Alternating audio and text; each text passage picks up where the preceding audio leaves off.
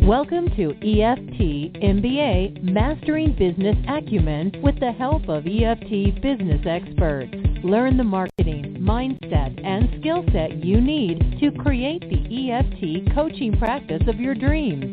Visit www.eftmba.com for more information. And now, here's the EFT training team that embodies the art and science of EFT. Nina Frank and Craig Weiner. Hi, welcome to our show. I'm Alina Frank, and I'm here with my partner, Dr. Craig Weiner. Hi, everybody. Welcome back. So I am really glad that you came to join us today. I think today the topic is so very important. We are the directors of the EFT MBA program. MBA, as you may have learned, is Mastering Business Acumen for EFT coaches. So it's a success program primarily aimed at EFT coaches, and we really do have the honor of working with a variety of people from around the world, coaches and practitioners who really put in their time, their energy, and their finances into growing and starting their businesses, whether their business is only EFT or they include it in some part or aspect of their business, whether they're a life coach or a psychotherapist, or do this in some other capacity with some other modalities that they use. But despite their passion for helping others create transformation and healing, many of them, like you listening, struggle before really with the money aspect. No. Yeah. No, not the money.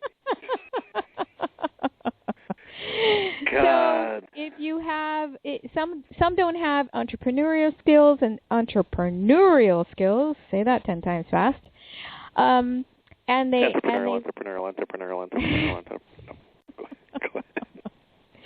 But really, one of the big things that we see over and over again is not just we can give you all the skills, which we do in the EFT MBA program, and we tell you like what's new and the latest and the cutting edge in terms of how you spend your time marketing your practice.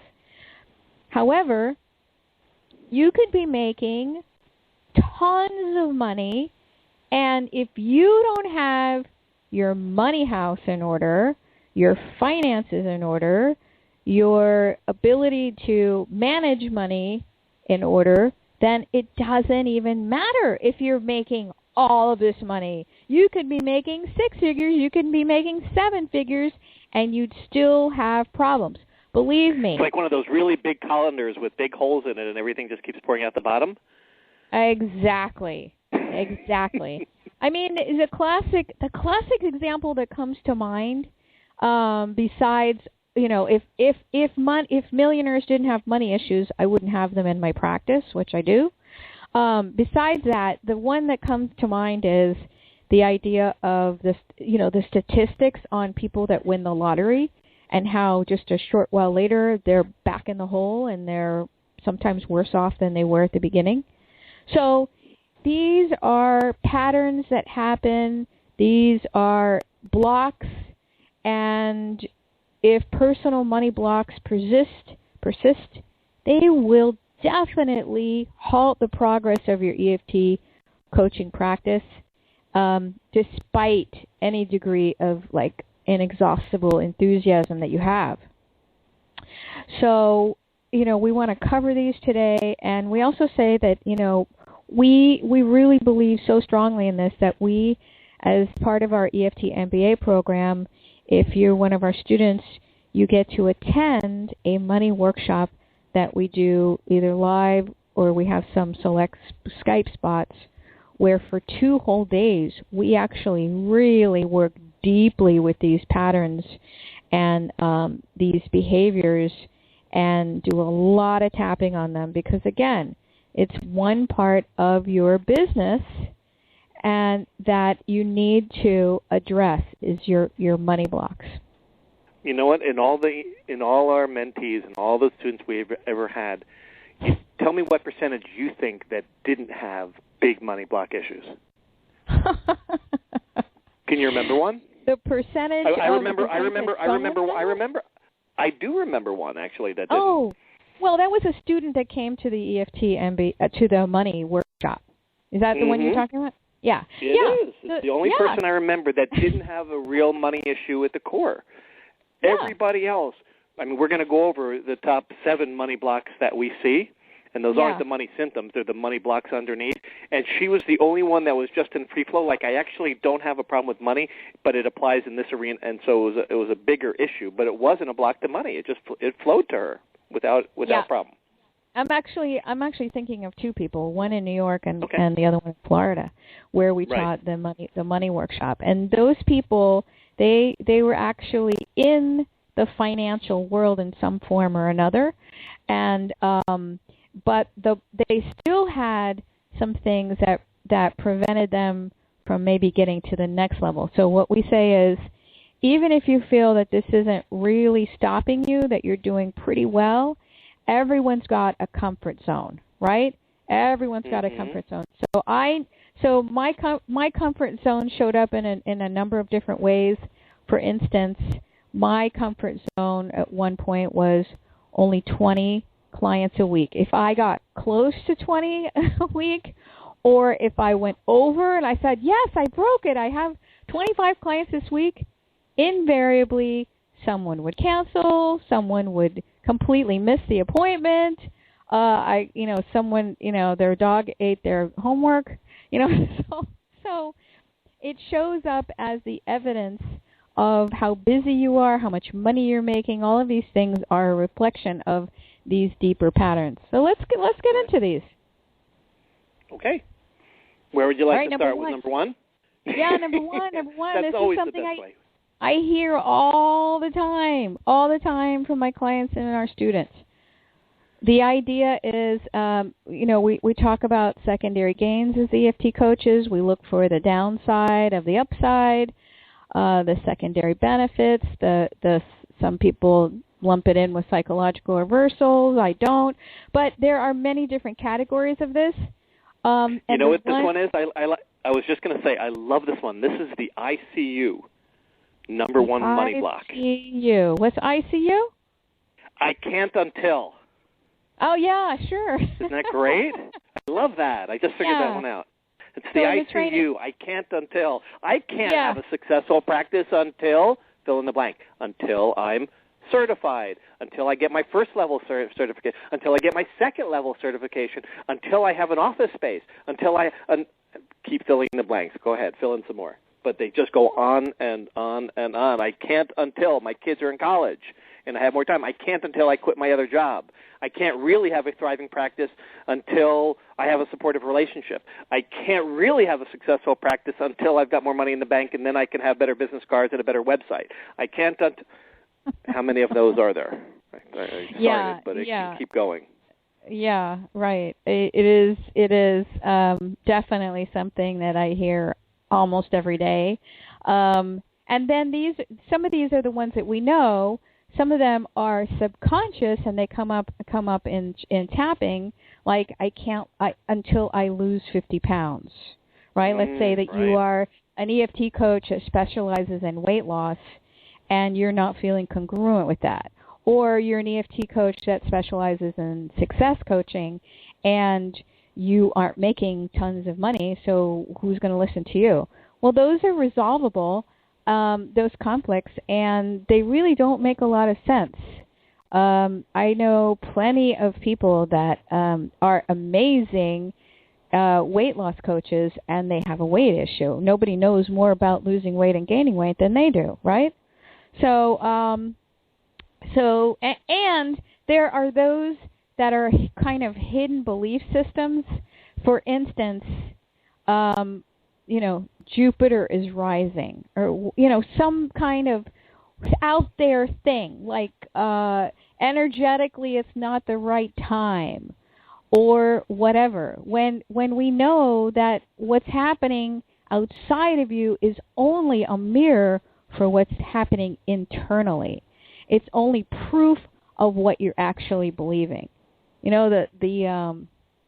I don't mean to go off on a tangent, but I have to, because I just shared this story recently with someone who was having this idea, this kind of conflict about why is everything happening.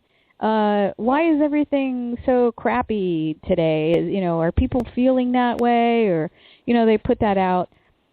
And I said, well, is that an empowering belief or a disempowering belief? And the story that I shared, Craig, is the one that I've shared in the workshop, which is when I first started doing EFT, I had a bunch of things just kind of crash on me, like electronically. So right. I had a coffee maker break, a vacuum cleaner break, a telephone break, all in the space of a week. And so I told a friend who said, "Oh yeah, it's such and such a solar flare, I don't know what energetic thing happening astrologically." I said, "Oh yeah, okay." And then the next week, I crashed my computer. I broke another coffee maker. They just burnt out. They short-circuited. So it was, my computer and the coffee maker that second week. And then I bumped into a friend, and I told that to a friend, and my friend said, "Oh, it's because you're running all this energy now, right? You're an energy healer. You're running all this energy, and you're short-circuiting things." And then the next week, I broke, I kid you not, a third coffee maker.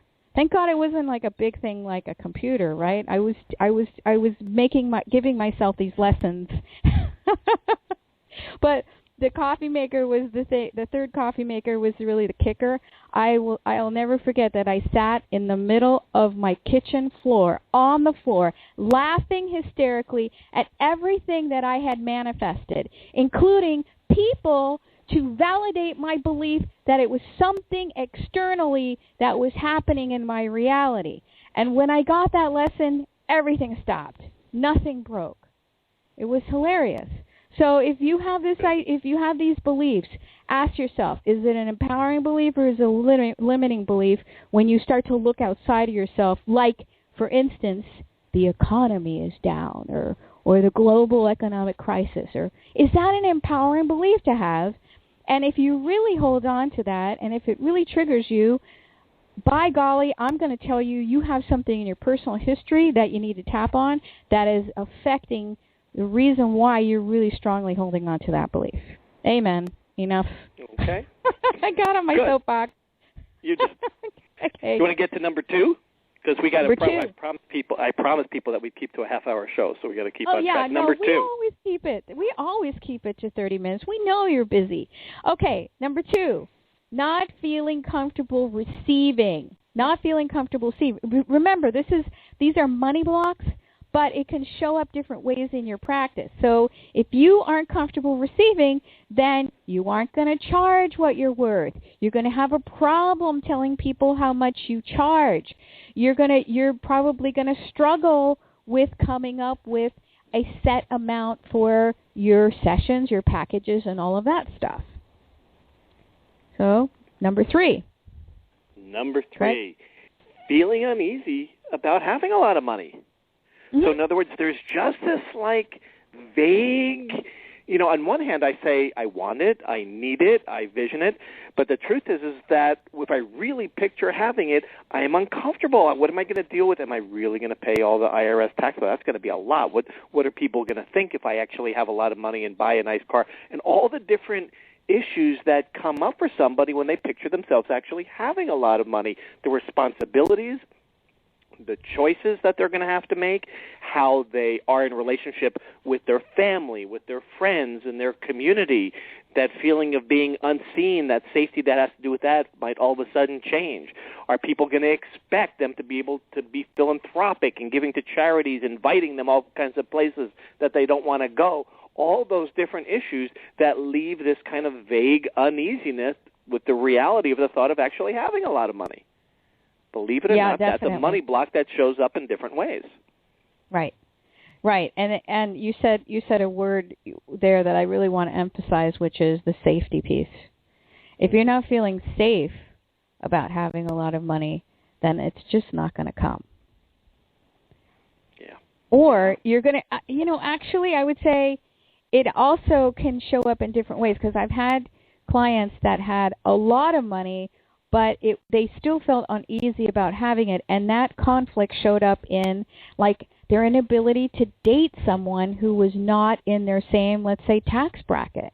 You know, they were always feeling like, so it was like a feeling of, I'm having a hard time showing anyone else that I have a lot of money because I am afraid that I'm not safe, I'm going to get scammed, people are going to take advantage of me.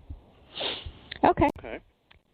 So number 4. Number 4 is poverty consciousness from your upbringing.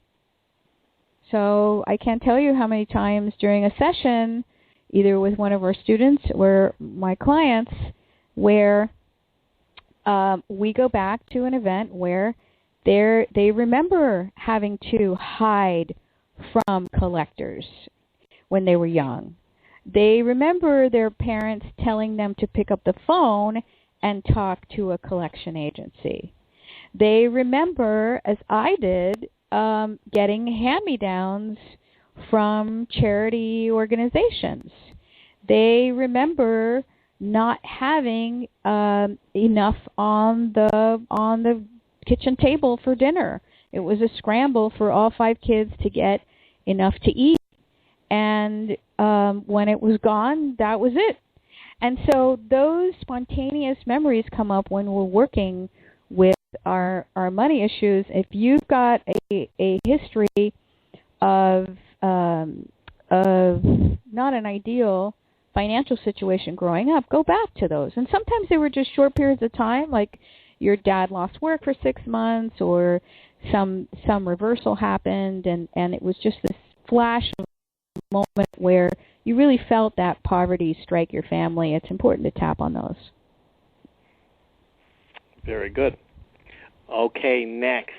What I would call is 6, the I don't know syndrome. I don't know how is actually more clear. So money block, there's this level of innocence, there's this level of lacking information, lacking confidence, and you know what? I really don't know how to do money. And, there are lots of origins that come from parents that, children that never learned how to balance a checkbook from their parents, and they're still operating 40 years later and don't really feel confident in that arena. They hand all their money stuff to their spouse because they're of a particular gender and they were told in their family that men handle the money, or that they were never good at numbers and math. So all the different reasons in the past that, like, I don't really do money. I don't know how to invest it. I don't know how to really work with it. I'm not comfortable with it. And there was this energetic block about, I don't do money well. I know how to work hard. I know how to maybe even create it, but I don't know what to do with it once I have it. And so, of course, one doesn't really create a situation in which one has a lot so that one doesn't have to deal with it. And that's a big money block. Sure. And we work with this in the weekend workshop that we offer EFT MBA students, and we call this is a sort of archetype called the innocent. And another archetype that we see quite often with EFT coaches. So it's almost like we can predict how many people in a money workshop will end up going and raising their hand. Oh yeah, that's me. Oh yeah, that's me. Oh yeah, that's me. So the top 2 for EFT coaches, besides innocent, well, there's 3 really. There's the innocent. There's the idealist, which is I don't trust financial institutions, and I'd rather be working for a nonprofit. In fact, if I could give away my services to those really needy people out there and I didn't have to worry about money, that's what I do. But here's another one that shows up quite strongly, and that is caretaking, caregiving. In EFT coaches, we see this all the time. So, Craig, what is that? Basically, what we see is that what's most important is other people. And so my primary job is to take care of others before I take care of myself. And in that caregiving, it's basically my needs come last. So there's a self-sacrificing that the ease of just being able to ask for, being able to receive, being able to give to oneself, being able to allow that flow coming towards you is shunted whenever there's anybody else that needs attention, energy, money, anything more than I do. It's it's a family member, it's a friend, it's somebody at work, it's something where I'm always out and I'm last and everybody else is first. And so everybody else gets to have things coming to them. In fact, I assisted and supported because I'm empathetic, I'm heartfelt, I'm a good friend, I'm a good partner, all of those things. But my needs get put at the bottom of the list. And so I never have that overflowing energy because it's always going out and it's not coming in nearly enough. So I end up being not a source of great inspiration and things coming to me. It's really an outward flow all the time. And so nothing ever really builds up. Exactly. So that really does restrict your ability to bring in money if you've got the caretaking, caregiving going on. And there's, underneath the surface, there's resentment on your part for doing this, but simultaneously, what we see is also this interesting dynamic of, I might as well take care of this now because it's going to get worse later. Like if I don't give my kid, the $2,000 that he needs for his car to be fixed, then he's going to be out of a job and I'm going to have to. But see, that's enabling behavior. And so it's something that's really deeply rooted in childhood for EFT coaches that we've worked with. We see this quite a bit. And I was working with an EFT coach who I put her through visualization to try to flush out all of these different behaviors and the blocks. And the visualization. In the visualization, when I described like what you're seeing in terms of money, the thing that came in very clearly for her was, it's like all that money is away in a safe with padlocks and tucked away and hidden in a very far place where no one can see it because if my adult children see it, they're going to want it for this, that, and the other thing. That's what they always do. They always take advantage of me. They always use my money. So that was really these are very interesting. The last one that we want to briefly mention is the fear of spending. So if you have some fear about spending and investing in your business, spending generally, then investing in your business is also going to be hard for you. And we know that it is important to invest wisely in your business in order to let it grow. So I think these are great. And what we've been really talking about here, again, are the money blocks. What shows up generally, what may be showing up for you are the symptoms. The symptoms are procrastination. The symptoms could be having trouble putting yourself out there. The symptom could be that you can't seem to get organized no matter what you do. The symptom can be you don't have clients. So all of those could be symptoms, and that's what's going to be the presenting issue for you. Well said. So what the heck are they going to do when they show up? When people show up with us and they've got these problems with their practice and they're not able to charge what they're worth, they're not able to, they don't have money to invest in their business, what do they do? What do they do? Two things. Number one, they tap. Duh. Hello. Come on. Number one, you do your own tapping. Number two, you find yourself a tapping buddy or tapping coach that can see the things that you don't. When you start resolving the underlying issues, if it's specifically focused on the business, you can work on your own. But in the MBA program, that's what we focus on. Everybody is working on the issues of the deservement, the charging, all the issues that show up as those symptoms, and then we're working on those underlying issues, but in a specific, focused way that it has to do with building your EFT practice. So we actually want to put in a little plug for tonight and also for the different ways people can get more information. We've had 1,500 people show an interest in being on this call tonight. That is amazing. So we know the need is great to get really solid information about marketing. This is not just a promotional piece.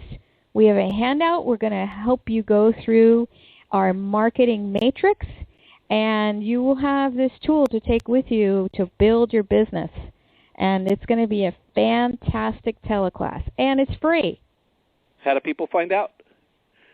People find out by going to our website, which is EFTtappingtraining.com.